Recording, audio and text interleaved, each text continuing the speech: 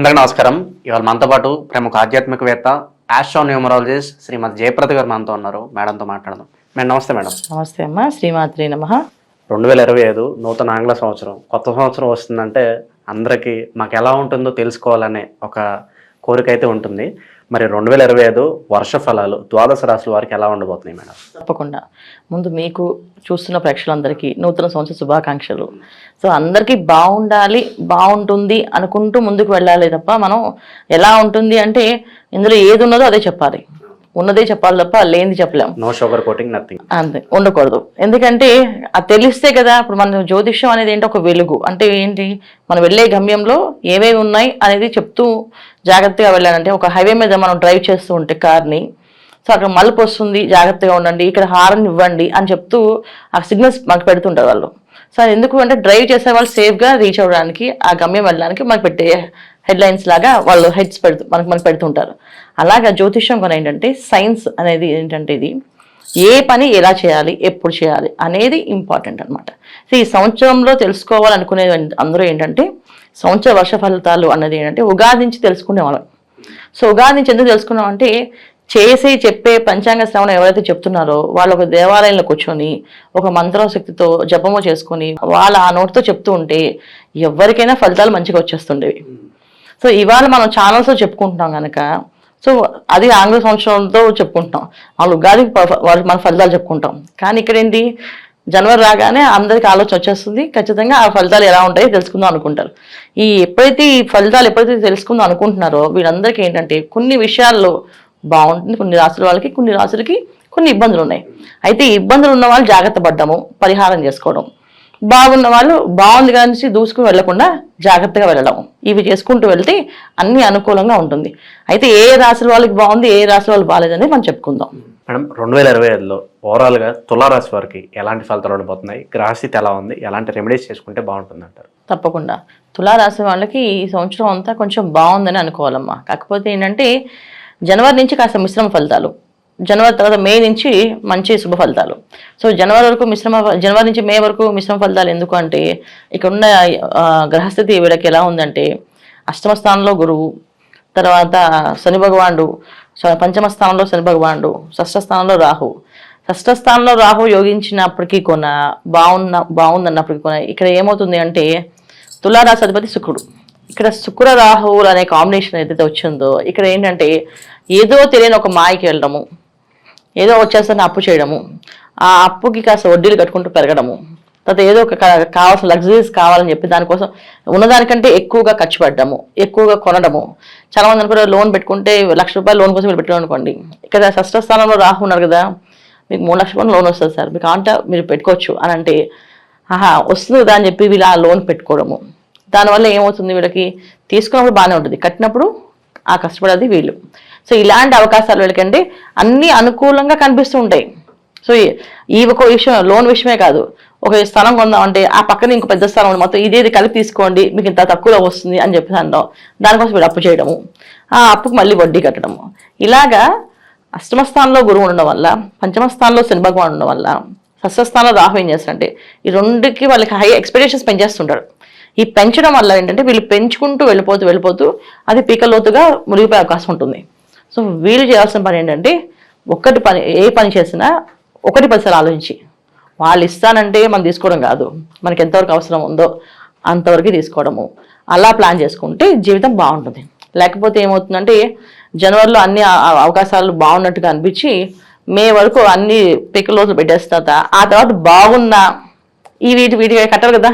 So వచ్చే అదృష్టం అంతా ఏమవుతుందంటే ఈఎంఐలు లోన్లు కట్టుకొని సరిపోతుంది. అదృష్టం వస్తుంది కానీ అదృష్టం ఎక్కడ వస్తుంది, వచ్చిన డబ్బు వచ్చినట్టుగా కట్టేస్తుంటాం, లాభంలో లేదు. అదే కాస్త మే వరకు జాగ్రత్తగా అంటే లోన్స్ కావాలన్నప్పుడు వాళ్ళకి కంపల్సరీ లోన్స్ పెట్టుకునే వాళ్ళు కాస్త ఆగి మే తర్వాత పెట్టుకుంటే అది పర్ఫెక్ట్గా వీళ్ళకి పనిచేస్తుంది, యోగిస్తుంది, బాగుంటుంది. అంతవరకు ఆ ఓపిక పట్టి చేసుకుంటే అన్ని అనుకూలంగా ఉంటాయి. అలాగే వివాహ ప్రయత్నం చేసిన వాళ్ళకి వివాహాలు రావడము, ఎక్స్పెక్టేషన్స్ ఎక్కువగా, ఇన్ని సంబంధాలు చూసాం కదా, సరే వీళ్ళు ఏదో అడుగుతున్నారు కదా, సరే ఇద్దామని ఫిక్స్ అయ్యి ఒప్పుకోవడము, అది వీళ్ళకి భారంగా మారడం.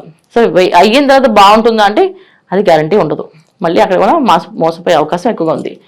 ఎంత యోగించినప్పటికీ కూడా ఇక్కడ శుక్రుడు ప్లస్ రాహు ఈ కాంబినేషన్ అనేది ఎప్పుడు కూడా మంచిది కాదు. అంటే రాసాధిపతి శుక్రుడు, షష్టమ స్థానంలో రాహు యోగిస్తున్నప్పటికీ కూడా ఎప్పుడైతే శుక్రుడు ఉన్నారో ఈ వీళ్ళకి ఏంటంటే ₹1 దగ్గర ₹10 ఖర్చు పెట్టించే అవకాశం ఎక్కువగా ఉంటుంది. ఆ ₹10 నీకు మళ్ళీ వచ్చేస్తాయని చెప్పే ధైర్యం ఇచ్చేవారు రాహు.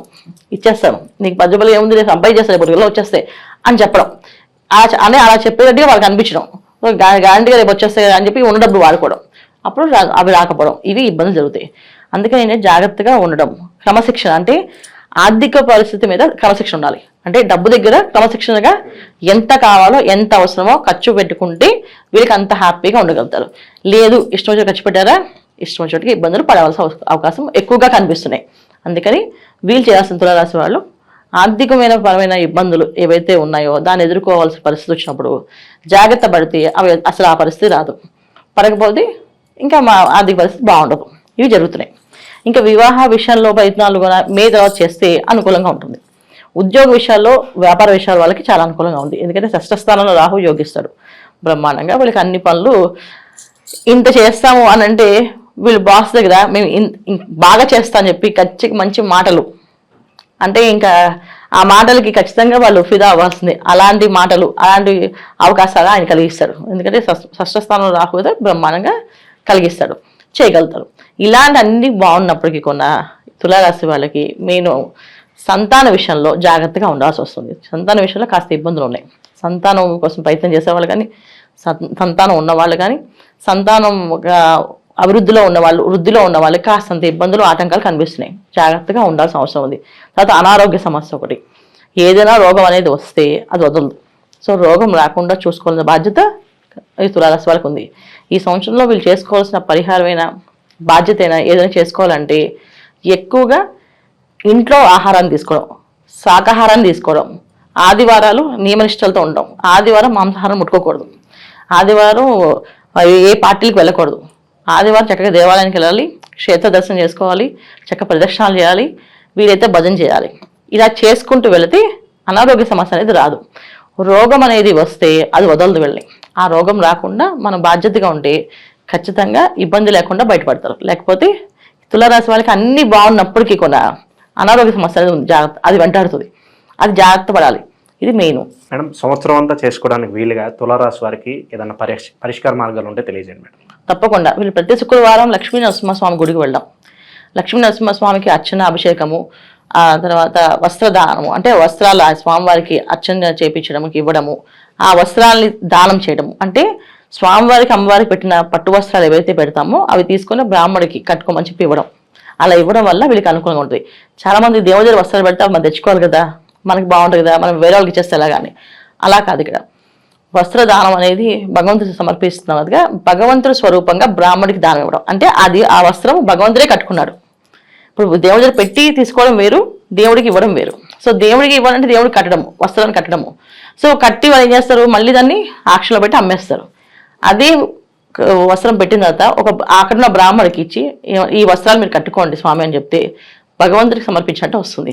సో అందుకని ఏదైనా వస్త్ర పూజ చేస్తే ఆ వస్త్రదానం అక్కడ బ్రాహ్మణులకి ఇవ్వడము, ఇది చేసుకుంటే ఈ లక్ష్మీ నరసింహస్వామి దర్శనం చేసుకోవడం, లక్ష్మీ నరసింహస్వామి గుడికి వెళ్ళడము, లక్ష్మీ నరసింహస్వామి క్షేత్రాలు అహోబిలం దగ్గరున్న వాళ్ళు ఎక్కడైనా పానకాల నరసింహస్వామి గుడికి వెళ్ళొచ్చు, అహోబిలం వెళ్ళొచ్చు, సింహాచలం వెళ్ళొచ్చు. ఏ ఊర్లో నరసింహస్వామి క్షేత్రం దగ్గరగా ఉందో వాళ్ళు అక్కడ ఆ ప్రాంతాల వాళ్ళు చక్కగా వెళ్ళి ప్రదక్షిణాలు చేయడము, అక్కడ స్వామివారికి ఆచారం ఏదైతే ఉందో అది చేయించుకోవడము. అంటే ఒక్కొక్క స్వామి పానకాల నరసింహస్వామి దగ్గర పానకం ఇచ్చి అభిషేకం చేయించుకోవడం, అలా చేయించుకోవడం. ఎక్కడెక్కడ ఏది ఉందో అహోబిలంలో హోమం బాగా చేస్తారు, చాలా విశేషంగా చేస్తారు. ఆ హోమం ఉన్న రోజు అంటే స్వాతి నక్షత్రం రోజు చేస్తారు హోమం. ఆ రోజు వీళ్ళు ఆ హోమం టైంకి వెళ్ళడము, ఆ హోమం టికెట్ తీసుకొని హోమంలో కూర్చోవడము, అనుకున్న ఏదైనా అనుకుంటే ఆ కోరికలు ఆయన దగ్గర చెప్పడము, అలా అన్ని అనుకూలంగా జరిగే అవకాశం ఎక్కువ ఉంది. సో ఈ సంవత్సరం అంతా వీళ్ళు ఆరాధించాల్సిన దైవాన్ని లక్ష్మీ నరసింహస్వామి, ఇది పూజ చేసుకోవాలి. ఇంటి దేవతలు, గ్రామ దేవతలు ఇవన్నీ చేసుకోవచ్చు, ఇవి చేయొద్దని కాదు. వాటితో పాటు ఈ సంవత్సరం అంతా ఆరాధించాల్సిన దేవుడు ఎవరైతే ఉన్నారో వీళ్ళకి లక్ష్మీ నరసింహస్వామి చేసుకోవాలి. అలా 2025లో ఓవరాల్గా తులారాశి వారికి ఎలాంటి ఫలితాలు ఉంటాయి, అలాగే చేసుకోవాల్సిన పరిహారాలు తెలియజేసినందుకు ధన్యవాదాలు మేడం. నమస్తే అండి. శ్రీమాత్రే నమః.